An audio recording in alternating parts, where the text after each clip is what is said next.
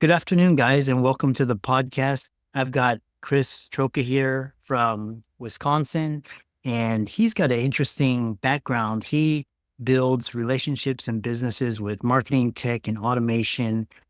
We'll talk about AI. He's also a podcast host, serial entrepreneur, and marketer, and he most recently helped with a medical office with their marketing and tech. So I'm really excited to have him on and discuss his expertise. So, Chris, welcome. Dr. Lou, thanks so much for having me. Great to be here. Yeah, yeah. Everybody calls me Chris, and start by introducing yourself. And I'm excited to dive into the questions. Chris, first of all, it's a fantastic name, one of my favorite names. My name is Chris. 10 years ago, I started a wedding DJ business as a hobby. It quickly grew into a full-time income where I could then grow my business and add on additional services like photo booth and room lighting. We did win the Best of Weddings award from the Knot 5 years running. So we're really proud of that based on great customer service. Ended up realizing I need to learn marketing and sales well enough to grow my own business. Went back to school and started my own marketing agency. And I've just been really deep into technology, AI, and automation because that is what drives the needle over at businesses and what helps them save time and just be more efficient. Yeah, interesting. So, what led you to become a marketer? What initially sparked your interest in this field?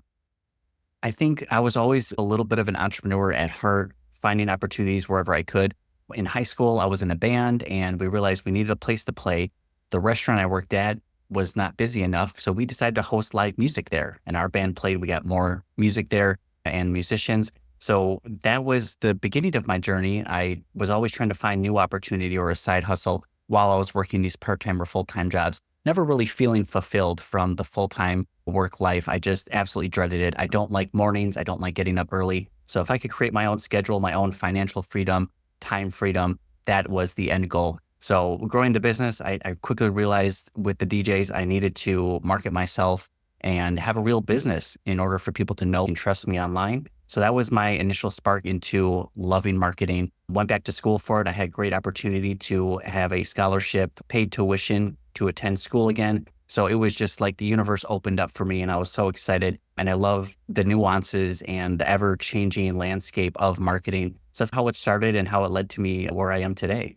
Yeah, yeah. And I love you and me were talking backstage, and a lot of people, they're entrepreneurs at heart. It was just the opportunities or the coaching or a mentor weren't there. But now with the internet and now you got mobile, cloud, social, AI, we'll talk about a little bit later. It's really easy to become and flourish as an entrepreneur. People listening to this podcast and they want to start a business. What were the most significant challenges you faced in the early stages and how did you address them? Absolutely. Starting a business is scary. We're taking calculated risks. We're trying to make short-term sacrifices for long-term gains, eventually trying to lead to an end goal, time freedom, financial freedom. For me, I really needed that and aspired to that. The challenges that I faced was we don't know a lot going into it. So we have to learn. We need to connect with mentors. We need to connect with Facebook or LinkedIn groups. We need to buy some books, maybe a course or two to give us a deeper dive into the subject so we can feel more confident in the actions we're taking. But what I just said there is the action piece is sometimes we spend so much time learning. There's more learning that can be done by taking action and learning from our mistakes. So I strongly encourage people to learn about something, but really just dive in and take action because you're going to learn so much more from making those mistakes, overcoming challenges, but having successes too. Just as you mentioned with your podcast, it started as a hobby. It grew so much that you double down on it. And that's something I recommend to other entrepreneurs. Look at what's working in your marketing, your life, and double down on that. And I love that you focused on that as well. Yeah. Yeah. You and me we were talking. It was like we both had successful companies and COVID kind of threw a wrench into that. So we had to innovate and around and they learn how to view technology. So I'm curious, how do you view technology and marketing? I'm just overarching and then we'll dive into some of the, how you leverage it. But overall, like technology, especially with mobile, cloud, social, how do you do that in your marketing strategy? Absolutely. So technology is just another tool in our tool chest that we're able to access.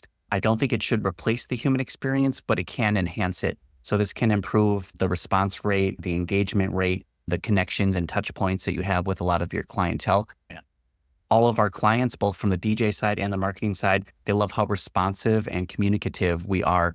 And that's something that we highlight. This starts off typically with a base level, a solid CRM. This is a customer relationship management software. They may look different for different industries or professions, but CRMs manage the names, important details, the emails, the communication, the marketing sometimes between the relationship between the client and the patient or the business.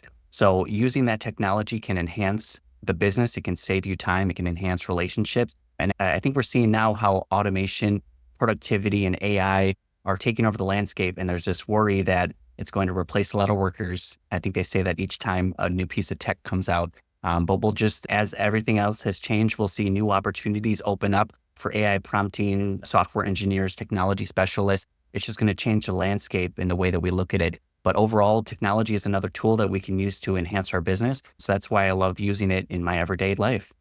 Yeah, very well said. And are there any tools or platforms that you consider essential for success today, leveraging technology in your marketing efforts?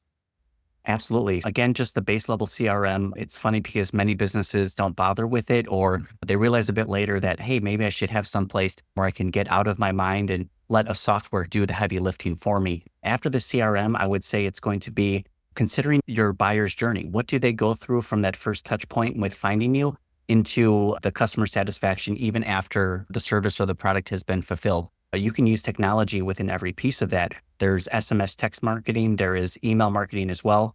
These combined together enhance the communication.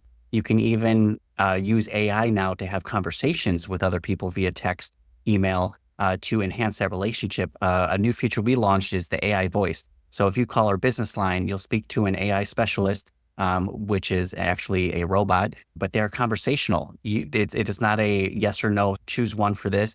You ask it a question, it can lead you in the right direction and provide an answer. It can take payments. It can schedule calendar appointments. So the way that we use technology, I feel like the CRM is the baseline, and then anything that helps improve your time management, which is going to be automation and technology like AI. Yeah. And expanding upon AI, because you were talking about how it can be a personal assistant and it can automate a lot of tasks. Talk about AI in the creative, like the marketing and the social media, because now there's a Gen AI. How are you viewing that AI in that scope or context?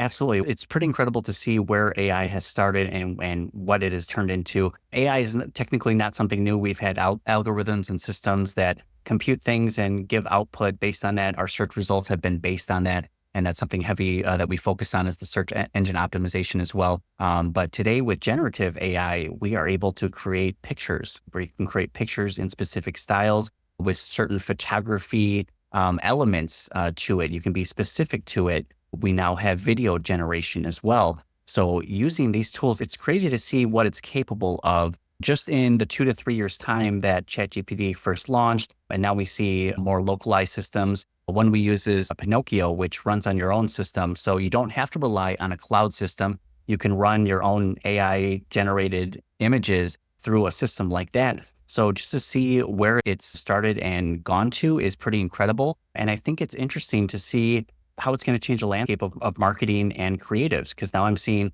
AI generated logos. I'm seeing AI generated content. And a lot of this is done without any human input. There's robots who are scanning the web for a new recent tech article based on certain keywords. They'll send it to ChatGPT to summarize it, create bullet points to create a social media post.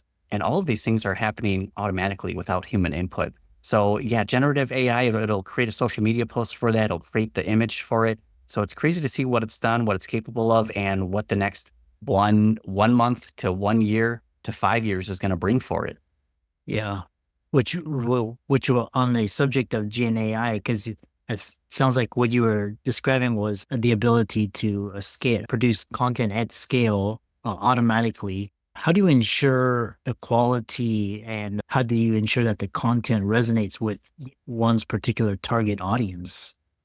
Absolutely. That's a great question. First, it comes down to the prompt. Prompt engineering is very important when it comes to getting the end result for what you're looking for. So we're going to run something like social media poster through test runs first. We want to see what content it's going to be creating. There's also ways to create safeguards and approvals. We could have a piece of content, you'll get a draft or a copy sent over to your email, and you can either say yes or no. And if it's good, it will automatically save it as a draft and post it. If it's not good enough, it'll return a different result for you to say, hey, this is what we're looking for. Then after the fact, with 1 to 2 weeks of testing, then you can go in and see if your prompt needs more revision. Sometimes you just need to be more specific to your AI model. So the more you can tweak and engineer, the more flexibility that you have, the more safeguards and guardrails you can put in place. So that way it stays on track and stays on topic for you. Yeah. Moving on, what trends do you see shaping the future of marketing over the next few years, and how are you positioning yourself to adapt to these changes?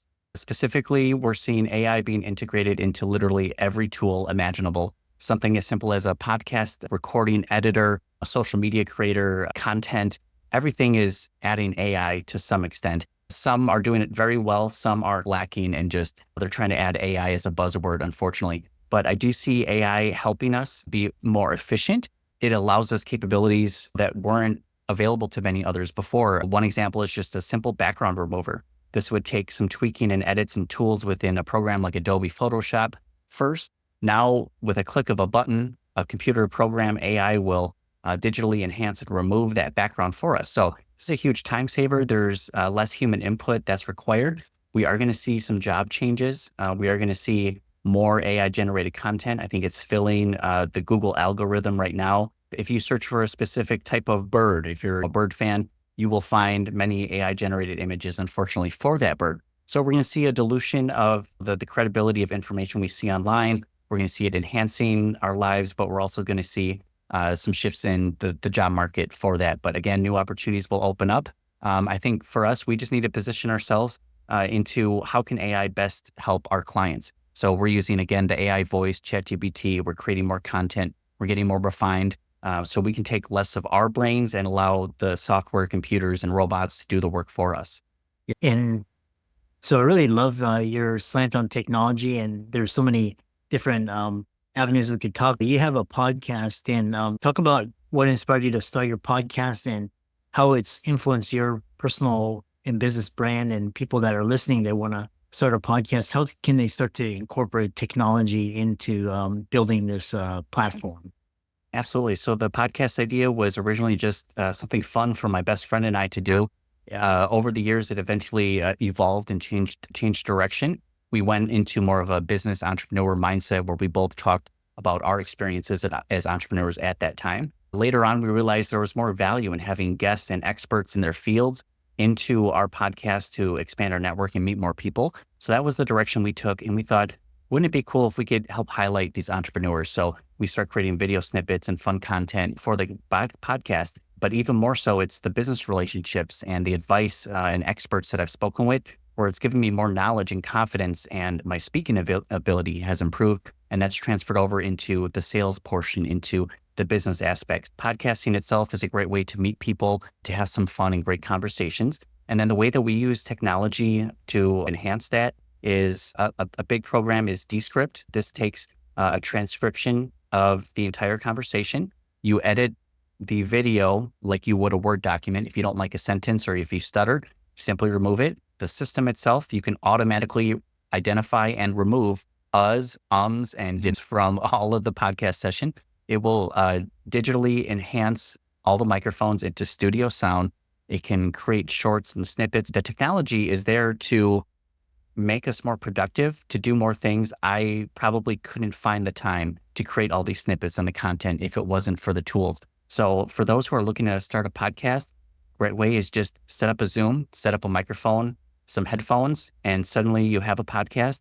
Speak about topics you're passionate about, connect with other people, have some guests on. Another program that we use is matchmaker.fm. That's a great way for finding other shows, getting guests on your shows as well. For those who are looking to start a podcast, that is the quick and dirty method for accelerating your podcast from the ground up and then taking it to that next level. Yeah. You and me, we were talking about just building a brand. And like I said, it was just a way to interview guests and share your thoughts. In the earlier days, it was like you started a blog or you started a YouTube channel or social. And now you can go on here and then the more you incorporate these tools and automate it, and the more you can get really great content, but it'll grow organically as well. And the next question I have for you is, because also a lot of this gets overlooked a lot, and you focus on customer engagement and building a brand. And why should companies care about customer engagement in their brand? And could you share some tactics that have worked well for you?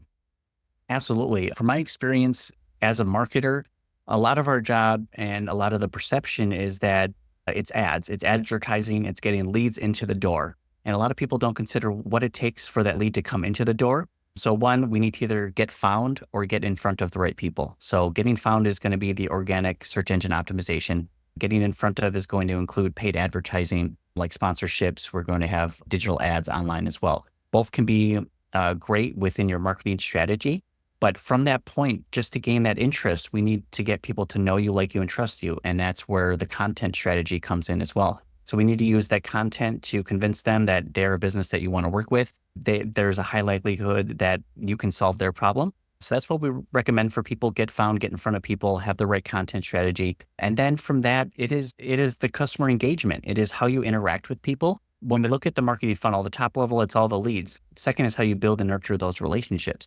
That is going to increase your conversion rate for however many leads you have in. If you're not personalizing some of the touch points, the outreach, if you're not communicating with them at the right amount of time, if you're not building some sort of community or relationship so people can feel connected with your business, that's lost opportunity. That's leaving money on the table. So we like to increase the customer engagement, maybe do some funny, comical memes, something that just isn't typically traditional. But all of that customer engagement and attention helps build a community and then improves your chance for a review, your chance for a referral. So again, marketers, we like to look at the top of the funnel, the lead generation, but throughout the entire journey, people are having an experience. They want to be someone special and someone cared for. So when you can create this marketing ecosystem that focuses all around that, you're going to have higher results, higher conversions, and you're not leaving money on the table.